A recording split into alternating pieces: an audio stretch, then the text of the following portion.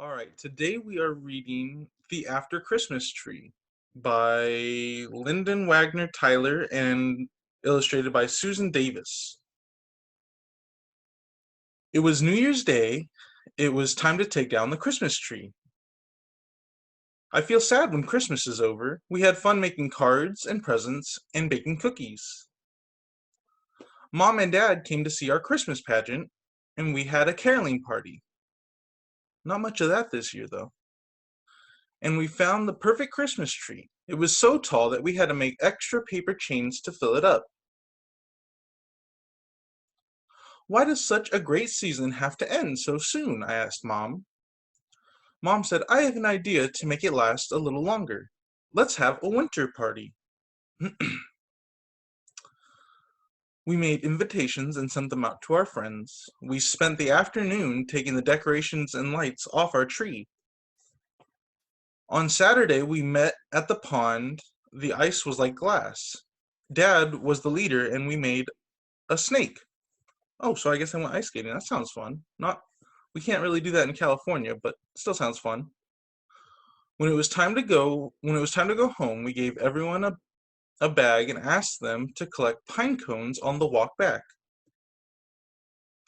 Dad made popcorn, and Mom said, we are going to decorate our old Christmas tree with treats for the birds and wild animals so they will have enough food for the long winter ahead.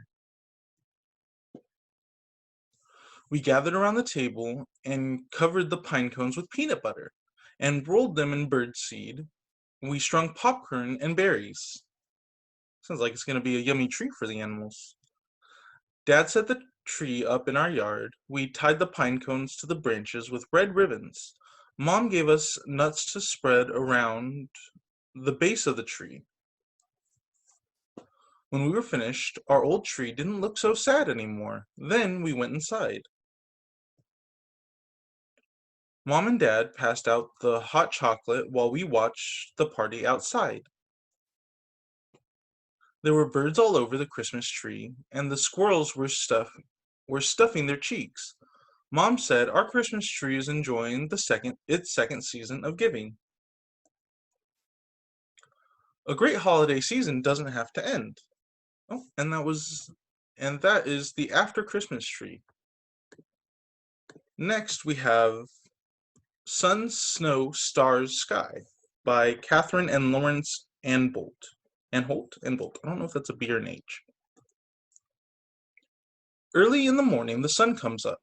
Look out of your window. Is it frosty, foggy, wet, windy, hot, hailing, stormy, or snowing? What's the weather like today? It's kind of foggy over here. I don't know about for you guys. On hot days, bees buzz, tired dogs search for shade, ice tastes nice, plants need to drink too. We don't wear many clothes, and everyone likes to go outdoors. What do you do on hot days? Do you watch the clouds sail by in all shapes and sizes? What else do you see in the sky? On cold days, puddles turn to ice. Cars are hard to start. We have warm drinks and wear lots of clothes. We can see our breath in the air. We might find footprints in the snow. What do you do on cold days? Some animals sleep all winter. That's called hibernating. Other animals like to be cold. Some birds stay in the garden. Others fly away to warmer places. Some countries are very hot. Others are always cold. Some animals live only where it's hot. Here are some of those animals. Do you know their names? Let's see. I see a tiger, a giraffe, an alligator, an elephant, a lion, and I think a camel. And a monkey. There's a monkey in the tree. Spring is time for lambs and chicks, eggs and nests, sudden showers, buds on trees. Summer is time for butterflies floating, flowers growing, long lazy picnics, and vacations at the beach. Autumn is time for falling leaves, fruit on trees, harvest days, bonfires, berries, nuts, and squirrels. And winter is time for skating, sledding, and snowball fights, bare branches, gloves and scarves, whistling winds, and glowing fires. That's where we're at right now. We're in winter, although we don't get too much snow. People say funny things about the weather. Rain, rain, go away, come again another day. Red sky of red sky at night, sailor's delight. Red sky in the morning, sailor's warning. I never heard that one. If the cows are lying down, it's going to rain. I didn't know that one either. The north wind doth blow, and we shall have snow. Do you know any weather rhymes? I only knew two of those. If the sun shines when it's raining, sometimes you can see a rainbow in the sky. What do you do on a wet day? It's fun to watch the weather change, but what happens if there's too much? Rain, sun, wind, or snow? Whatever the weather is like, it gets dark at the end of each day. Night animals go hunting. On clear nights, the moon and the stars light up the sky. What will the weather be tomorrow?